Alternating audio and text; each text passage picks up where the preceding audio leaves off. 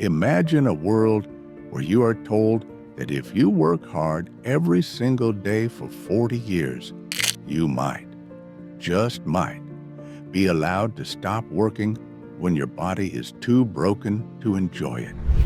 We call this the American dream. We call it retirement. We sacrifice our youth, our knees, and our backs for a promise of freedom at age 65.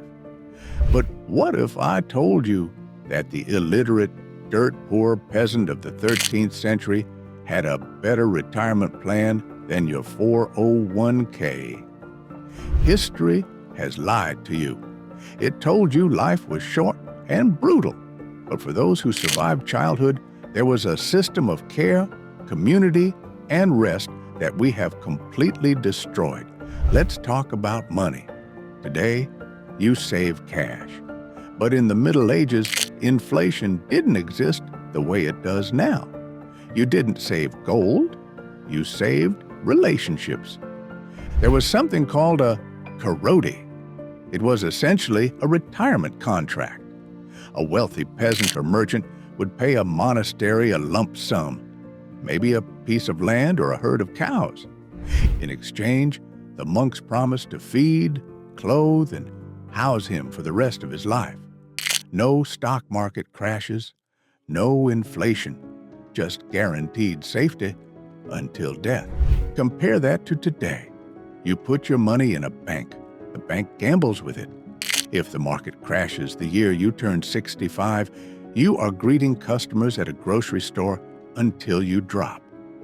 The medieval Corrody was based on assets and community obligation. The modern pension is based on speculation and gambling. Who is actually the primitive one? But what if you weren't rich enough to buy a contract with monks? What if you were a common farmer? You had something even stronger. You had the West Room. In many medieval wills, we find specific instructions. When the father became too old to plow, he would hand the farm to his son. But there were conditions written in stone. The son was legally required to provide his parents with the West Room of the house, a specific amount of firewood, and daily food. It wasn't a request. It was the law. Today, we value independence. We move out. We live alone. And when our parents get old, we pay strangers to watch them in a facility. We have traded the West Room for the waiting room. In the medieval village, the elderly were the libraries. They held the knowledge of the crops, the weather patterns, and the law. They were useful until their last breath. In our modern economy, once you stop producing profit, you are considered a burden. We have stripped the elderly of their value, and then we wonder why we fear aging. We assume that because they were poor, they worked nonstop. This is the biggest lie of the Industrial Revolution. The medieval calendar was not designed for profit, it was designed for the soul. In 14th century England, there were roughly 50 to 80 mandatory holidays per year, not including Sundays. That means for 1/3 of the year, working was actually illegal. If a lord forced a peasant to plow the fields on a saint's day, that lord would be fined by the church.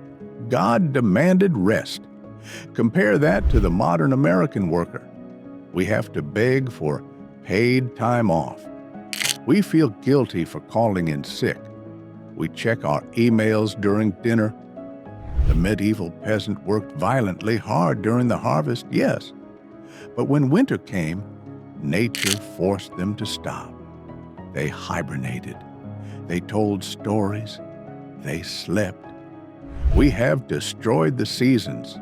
We live under fluorescent lights that never turn off, in a temperature-controlled box, working at the same pace in January as we do in July. We call this efficiency. They would call it slavery. They understood that a machine can run forever, but a human being must stop. Finally, we must talk about the end. The reason we fear retirement is because it reminds us of death. We hide death in hospitals, we sanitize it, we pretend it isn't happening. The medieval mind had a practice called Ars Moriendi, the art of dying. They didn't see death as a medical failure. They saw it as the final graduation. When an elder was passing in a medieval village, they were in their own bed. The West Room we spoke of earlier. They were surrounded by their children and grandchildren. They passed on their final wisdom. They gave away their possessions with their own hands. They faced the end with the dignity of a life well lived within a community. Today, 60% of Americans die in acute care hospitals or nursing homes, often alone, often hooked to machines that prolong the body but ignore the soul. We spend our entire lives accumulating money to pay for a good death, only to purchase a lonely one. The peasant, with $0 in his bank account, died like a king compared to us. So, who is richer? The modern man with a 401k, a leased car, and high blood pressure? Or the medieval peasant with a strong back, a community that legally couldn't abandon him, and half the year off? We cannot go back to the 13th century. We don't want the plague. We don't want the famine. But we must admit that we have lost something precious. We have traded security for anxiety. We have traded community for independence. We have traded time for stuff.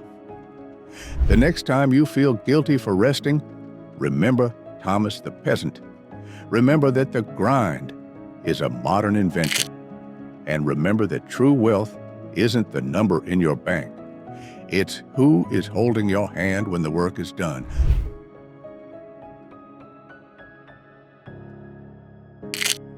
If you think we should bring back the West Room, let me know in the comments.